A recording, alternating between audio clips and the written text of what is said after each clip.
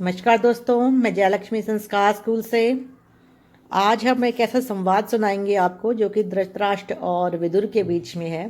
तो ये संवाद सुनकर आपको जीवन की बहुत सारी सच्चाई के बारे में पता चलेगा। तो चलिए हम इसे शुरू करते हैं। यह संवाद साथियों उस समय का है जब महाभारत का युद्ध समाप्त हुआ था।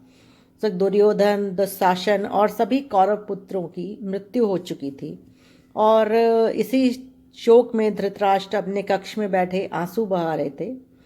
तभी उनके कानों में एक परिचित ध्वनि आती है जो कहता है कि प्रणाम भ्राताश्री। तो धृतराष्ट्र इस ध्वनि को देखकर समझ जाते हैं और कहते हैं कि आओ विदुर, तुम तब के गए अब आए हो।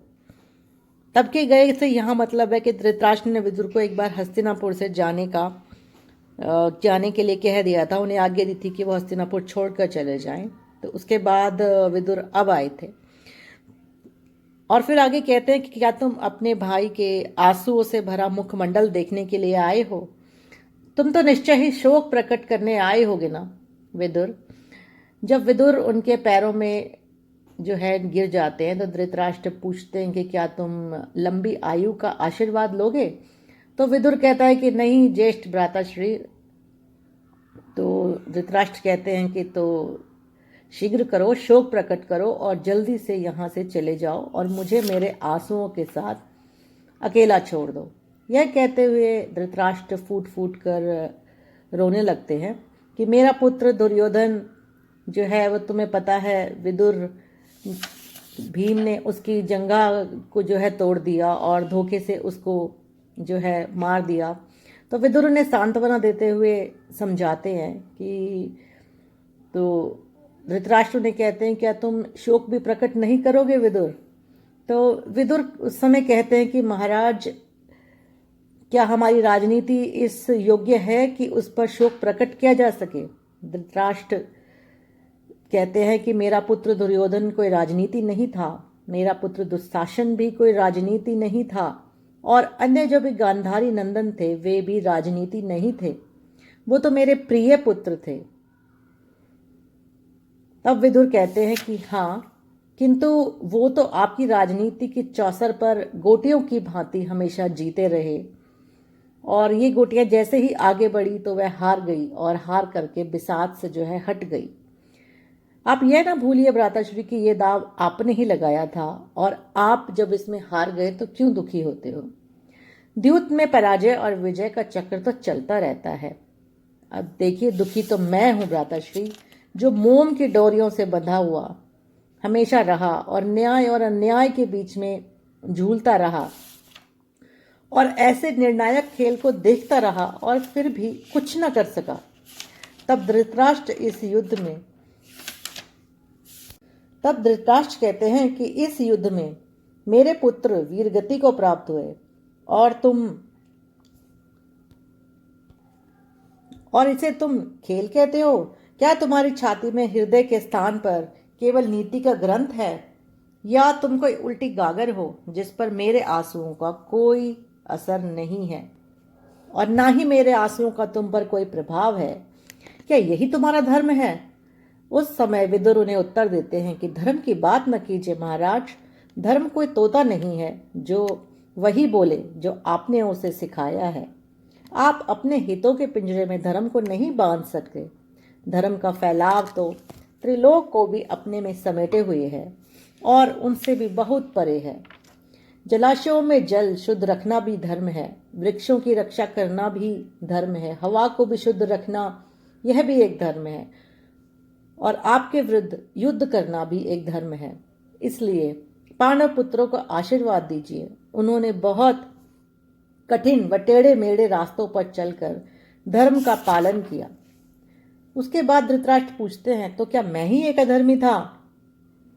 तब विदुर उत्तर देते हैं कि यदि आप धर्म के मार्ग पर होते तो आप इस समय केवल अपने पुत्रों के बारे में याद करके नहीं रो रहे होते। परीक्षा के इस निर्णायक घड़ी में आप एक राजा नहीं, केवल एक पिता सिद्ध हुए हैं और यही हस्तिनापुर और आपका दुर्भाग्य है। आपने अपने पुत्र मोह और महत्वाकांक्षा से धक्के मरवा के धर्म को राज्यसभा से आपने निकलवा दिया। हे महाराज, धर्म देश के विभाजन का नाम नहीं है और आपने तो देश का ही विभाजन कर दिया। धर्म हृदय और हृदय के बीच दीवार उठाने का नाम नहीं है और आपने यही किया। आपने हृदय और हृदय के बीच दीवार उठा दी। धर्म तो हृदय और हृदय के बीच जो भी उठी हुई दीवार है उसे गिराने का नाम है और आपने तो यही नहीं किया। धर्म कभी भी मोह के अधीन होकर नहीं जी सकता। हे महाराज, धर्म आपके लिए एक कड़वा सत्य है। आज भी उसे स्वीकार कर लीजिए। अभी भी आपने कुछ नहीं खोया है। तब धृतराष्ट्र अपने टूटे हुए हृदय से बैठ जाते हैं और कहते हैं कि अब मेरे पास मेरे प्रियजनों के शवों के अलावा और बचा ही क्या है। तब विदुर उन्हें उत्तर देते हैं कि अभी आपके पास आपकी आत्मा है, अभी आपके पास आपकी अंतरात्मा है। आप इन दोनों को बचाने का प्रयास कीजिए। आप किसी भी चौराहे पर खड़े होकर चीख चीख कर कहिए कि हे हस्तिनापुर, मुझे क्षमा कर दो। तब धृतराष्ट्र कहते हैं कि क्या मैं उस हस्तिनापुर से क्षमा मांगू जो मेरे 100 पुत्रों के वीर गति पे प्राप्त होने के बाद भी मेरे पास शोक प्रकट करने तक नहीं आया। उस समय विदुर ने उत्तर देते हैं कि वो क्यों आएगा महाराज, और आकर आपके पास शोक क्यों प्रकट करेगा, क्योंकि आपने तो अपने केवल 100 पुत्रों को खोया है, किंतु हस्तिनापुर ने तो अपने अनगिनत पुत्रों को खोया है। और जो आपके 100 पुत्र थे वह यह ना भूलिए महाराज कि वे भी हस्तिनापुर के ही पुत्र थे। तब धृतराष्ट्र कहते हैं कि क्या धर्म मुझसे मेरे पुत्र को भी छीन लेगा? क्या धर्म मुझसे मेरे पुत्रों पर रोने का अधिकार भी नहीं देगा? तब विदुर उन्हें उत्तर देते हैं कि अवश्य देगा, किंतु धर्म एक नदी की जलधारा की भांति है और उस धारा में हर खेत, हर भूमि, हर आसपास का व्यक्ति, सभी की प्यास बुझाने के लिए वह जल काम करता है, किंतु जलधारा किसी की संपत्ति नहीं है। पुत्रों से प्रेम करना यह तो पिता का एक कर्तव्य है, किंतु धर्म का कोई पुत्र या परिवार तो होता ही नहीं है। आपने यह नहीं सोचा कि आपने अपनी महत्वाकांक्षा का अंगार दुर्योधन की हथेली पर रखकर कहा कि पुत्र यह अंगार नहीं चंद्रमा है, और वो अपने पिता की बात भला कैसे न मानता। महाराज, आपने तो उसकी हथेली पर इतने अंगार रख दिए कि उसकी हथेली स्वयं एक अंगार बन गई और उसी अंगार ने स्वयं उसे भी भस्म कर दिया है। महाराज, वो आपकी महत्वाकांक्षा ही थी जो उसे खींचती हुई कुरुक्षेत्र तक ले गई, और इसलिए इस युद्ध के लिए इतिहास सदैव आपको ही उत्तरदायी ठहराएगा। आप वो अतीत हैं जिसने भविष्य के मार्ग को रोकने के लिए अपने ही पुत्रों के शवों की दीवार खड़ी कर दी। तब धृतराष्ट्र टूटे हुए मन से कहते हैं कि तुम बात तो सदैव की भांति कड़वी ही कर रहे हो विदुर, किंतु तुम्हारे स्वर आंसुओं से भीगे हुए क्यों लग रहे हैं? तब विदुर कहते हैं कि यह भीगे हुए इसलिए लग रहे हैं महाराज क्योंकि मैं रो रहा हूँ। मेरी आपसे एक विनती है। धृतराष्ट्र कहते हैं कहो अनुज। तब विदुर उन्हें कहते हैं कि विजय प्राप्त करके पांडुपुत्र हस्तिनापुर में प्रवेश कर चुके हैं। अगर वे यहाँ पर चरण स्पर्श के लिए आएं तो उन्हें आशीर्वाद देकर आप वन की ओर प्रस्थान कीजिए। आप हस्तिनापुर का अतीत है महाराज, और ये आपका परम कर्तव्य है कि आप स्वयं आकर वर्तमान के लिए द्वार खोलें और उसे स्थान ग्रहण करवाने के उपरांत बीते हुए समय के अंधकार में चले जाइए। इसलिए अपनी महत्वाकांक्षा के दुखों को समेटना आरंभ कीजिए महाराज। भाभीश्री और राजमाता कुंती ने भी आपके साथ राज्य त्यागने का निर्णय लिया है।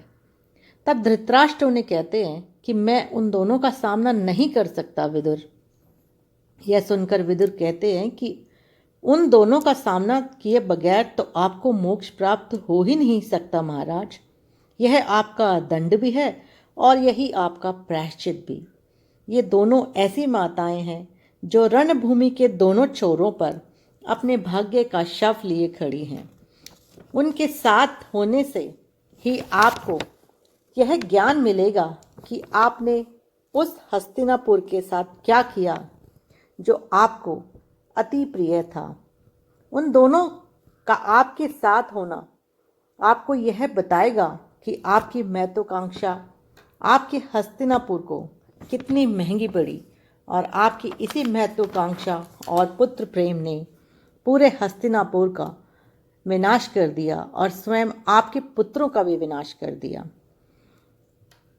तो यह था हस्तिनापुर नरेश, धृतराष्ट्र और उनके अनुज विदुर के बीच आखिरी संवाद।